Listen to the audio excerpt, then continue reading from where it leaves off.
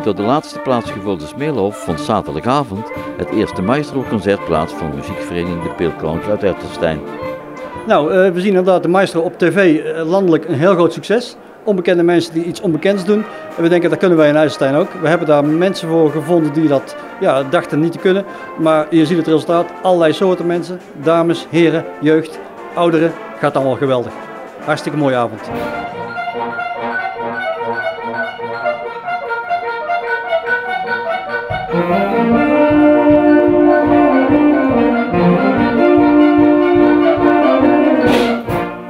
Uiteindelijk betraden 6 maestro's de bok, maar geen van hen had een muzikale achtergrond.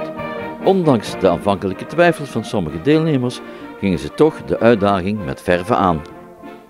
Er zijn erbij, toen wij ze benaderden, hadden ze echt zo van, nou, dit gaat het echt niet worden. Maar je ziet het, met wat oefeningen, soms wat meer oefening, gaat het geweldig worden. Echt top, leuk.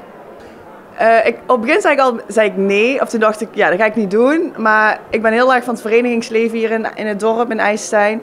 En ik denk dat het gewoon heel mooi is om te zien wat er gebeurt in zo'n dorp. En als je nou ook kijkt hoe druk het is en wij met z'n zessen zoveel lol hebben gehad, had ik echt niet willen missen. Dus ik ben echt blij dat ik het gedaan heb. Ja. Nee, helemaal niks. Nee, dat is just lastig ook te beginnen zonder enige voorervaring. En daarom is denk ik ook de keuze gemaakt tussen deze mensen om te beginnen met 0 en eigenlijk in een korte tijd toch tot een goed resultaat te komen. En ja, het is gewoon geweldig. Het was voor dirigent Geert Nellen, die normaal voor de fanfare staat, ook een hele bijzondere ervaring om de maestro's aan de slag te gaan. Want je moet je nagaan, een paar maanden geleden heeft die commissie die mensen benaderd en bij elkaar verzameld. En dan ga je met zo'n eerste sessie bij elkaar zitten en dan ga je eens uitleggen wat dirigeren is. En nou, de mensen, de 6 maestro's, ik ben ze daar ook heel dankbaar voor. Ze hebben zich eigenlijk ook heel kwetsbaar opgesteld, want ze wisten eigenlijk helemaal niet waar ze aan begonnen. En al helemaal niet wie ik was, want ik ben voor hen natuurlijk een onbekende.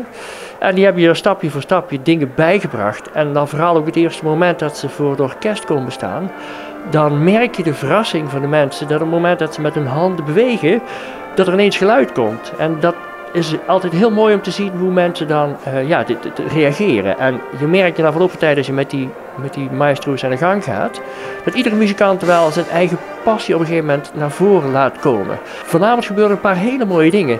Sommige maestro's hebben dingen laten zien die ze eerder op repetitieavond nog niet gedaan hadden. Dus op het moment dat ze dan op zo'n box staan, je voelt je al een verhoging staan, je voelt dat je in de schijnwerper staat. Ja, dan gebeurt er iets. En het is heel mooi dat je dan die interactie tussen die maestro en dat orkest ziet. Ja, goed. Ik mag heel erg tevreden zijn. Wat dat betreft denk ik dat de maestro's daar zelf ook heel erg gelukkig mee waren. Sommigen zeiden van, nou, ik wil dat best nog wel een keertje komen doen. Dus, een goed teken, denk ik. Voor voorzitter Vriends was de avond zeer geslaagd. Zeker. Wij hadden gedacht van, nou, we willen echt heel IJsselstein bereiken. Tenminste, alle jong en oud. En als je ziet wat er in de zaal zit en het enthousiasme, ja, dan is er inderdaad jong en oud allemaal verenigd in één zaal. Een soort familiehappening. Nou, dat is hartstikke mooi. Daar doen we het voor. Uiteindelijk waren de jury en het publiek unaniem over de uitslag. Winnaar van Maestro 2018 is Mark!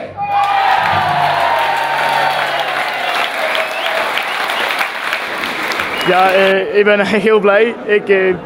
Van tevoren kon ik gewoon niet eens dirigeren. Helemaal niks. En je wordt gewoon opgeleid in een hele korte tijd. Je gaat naar voren en je hoopt als ik het maar goed doe, dan vind ik het blij. Maar nou, gewoon als eerste uit de bus, helemaal blij.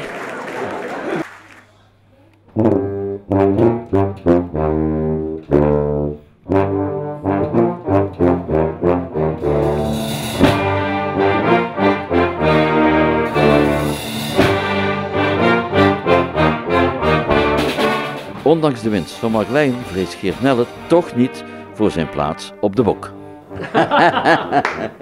Nou, ik wilde eigenlijk net salarisverhoging vragen, maar dat moet ik geloof ik niet meer doen, denk ik.